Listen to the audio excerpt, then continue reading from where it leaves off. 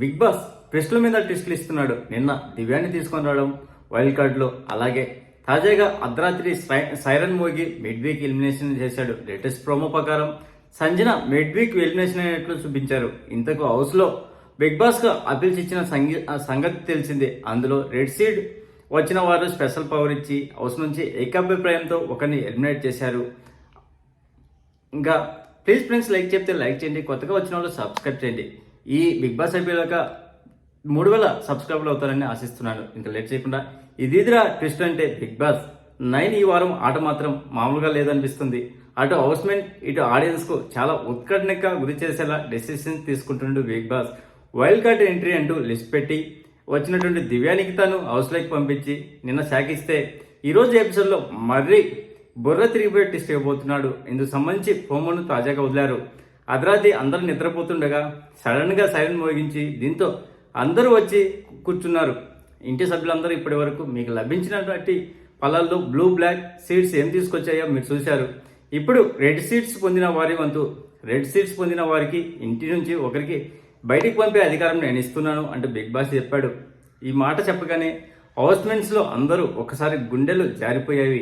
ఇక red seat పొందినటువంటి Harish, Bharani, Pawan Kalyan, demon Pawan, రాము రాథోడ్ లోపలికి వెళ్లి ఎవరిని బయటికి పంపాలా అనే చర్చలు మొదలుపెట్టారు. ముందుగా హరీష్ మాట్లాడుతూ, నాకు సంజన గారు ఈ షోలో దొంగతనాల షో అనిపించుకోవడం నాకు ఇష్టం లేదు. స్వైకో ఆనందమా, అది ఏం సాధించడానికి, దాని నుంచి అవుట్పుట్ ఏం వస్తుంది, ఒకసారి కాదు ఎప్పుడు అదే రిపీట్ అవుతుంది అంటూ హరీష్ చెప్పాడు.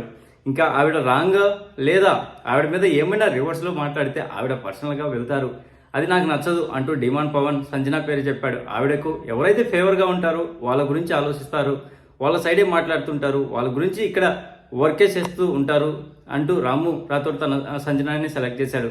ఇంతలో 2 ఆప్షన్స్ పెట్టుకొని వెళ్తామంటే సెకండ్ ఆప్షన్ ఎవరు అని భరణి అడిగితే సెకండ్ ఆప్షన్ అయితే నాకు ఎవరు లేరు అంటూ హరీష్ చెప్పాడు. ఇంకా పవన్ కళ్యాణ్ సరే మరి కాల్ తీసుకుందామా అంటూ సంజనాని డిసైడ్ చేశారు. అందరూ కలిసి తీసుకున్న నిర్ణయంతో బిగ్ బాస్ అనగానే సంజన గారు అంటూ హరీష్ చెప్పాడు. ఈ మాటకు అందరూ ఒక్కసారిగా స్టన్ అయిపోయారు. క్లియర్గా నన్ను కార్నర్ చేస్తున్నారు, కానీ ఏదైతే అది మీ ఫైనల్ డిసిషన్ బిగ్ బాస్ అంటూ సంజన చెప్పింది. దీంతో సంజన మీరు వెంటనే మెయిన్ గేట్ నుంచి బయటకు వెళ్ళండి అంటూ బిగ్ బాస్ ఆర్డర్ చేశారు. భరణి వెనకాల లగేజ్ తీసుకువెళ్ళగా మెయిన్ డోర్ నుంచి సంజనాను పంపించేశారు. ఇంకా సంజన వెళ్ళగానే ఇమానియల్ అయితే పాపం ఎక్కెక్కి ఏడ్చాడు. తనుజ, ఫ్లోరా కూడా బాధపడ్డారు. ఇక్కడ టామ్ అండ్ జెర్రీ లాంటి ఫ్లోరా కూడా బాధపడ్డాదంటే మాత్రం నిజంగా నాకు ఆశ్చర్యం వేసింది. అయితే మ్యాటర్ ఏంటంటే సంజనను హౌస్ నుంచి పంపించలేదనుకోండి, సీక్రెట్ రూమ్లో పంపించినట్టు మనకు అనధికార సమాచారం. ఎందుకంటే హౌస్లోకి వైల్డ్ కార్డ్ ఎంట్రీ రావడంతో లెక్క సర్చ్ చేయడానికి అనే పేరుతో సంజనాని మిడ్ వీక్లో ఎలిమినేషన్ పేరుతో ఇలా చేశారు.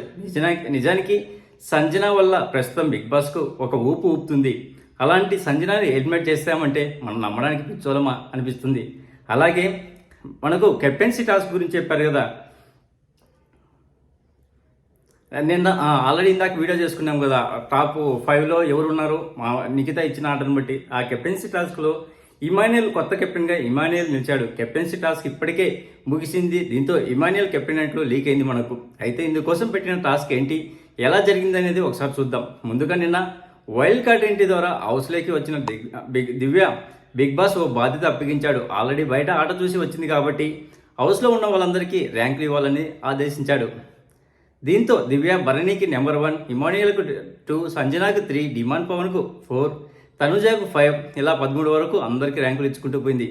ఇది పూర్తిగానే బిగ్ బాస్ మరో ట్విస్ట్ ఇచ్చాడు. దివ్య అభిప్రాయం ప్రకారం కేవలం టాప్ 5లో ఉన్న వాళ్ళు మాత్రమే కెప్టెన్సీ టాస్క్ పాల్గొంటారు అంటూ బిగ్ బాస్ చెప్పాడు. దీంతో టాప్ 5లో ఉన్న వారికే ఆ ఛాన్స్ ఉంటుంది, కానీ అందులో ఉన్న సంజన, డిమాండ్ ఇప్పటికే కెప్టెన్స్ కావడంతో వాళ్ళిద్దరూ దివ్య, సుమన్ శెట్టిలకు ఛాన్స్ ఇచ్చారు. ఇంకా దివ్య నిఖిత,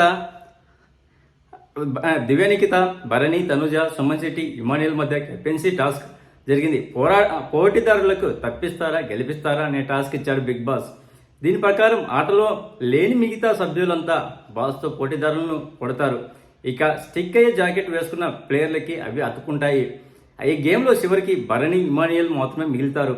ఇంకా వీరి నుంచి తదుపరి కెప్టెన్ ఎవరనే అవ్వాలని నిర్ణయాన్ని హౌస్మెంట్స్కు అప్పగించాడు. దీంతో హౌస్మెంట్లో ఎక్కువ మంది ఇమాన్యుయల్ కెప్టెన్ అవ్వాలని మద్దతు తెలిపారు. ఇలా హౌస్కు మూడో కెప్టెన్గా ఇమాన్యుయల్ నిలిచాడు. నిజానికి మొదటి 2 వారాల్లో కూడా కెప్టెన్సీ టాస్క్ కోసం ఇమాన్యుయల్ కంటెండర్గా పోటీ పడ్డాడు. మొదటి వారంలో మర్యాద మనీష్ తప్పించడంతో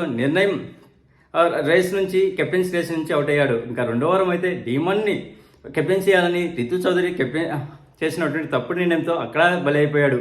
ఆ నిర్ణయం వ్యతిరేకిస్తూ నాగార్జున రద్దు చేశాడు కదా. అయితే మళ్ళీ టాస్క్లో పెట్టగా డీమాన్ గెలవడంతో ఇమాన్యుయల్కు మరోసారి నిరాశ ఎదురైంది. కానీ ఇప్పుడు 3వ వారం మాత్రం ఆటతో పాటతో అన్నీ కలిసి రావడంతో ఇమాన్యుయల్ కెప్టెన్ అయిపోయాడు. హౌస్లో మొదటి వారంలో సంజన, 2వ వారంలో డిమాండ్ పవన్, 3వ వారంలో ఇమాన్యుయల్ కెప్టెన్ అయ్యారు. ప్లీజ్ ఫ్రెండ్స్, లైక్ చేయండి, కొత్తగా వచ్చిన వాళ్ళు సబ్స్క్రైబ్ చేయండి. Thank you. Signing off your Mahindra.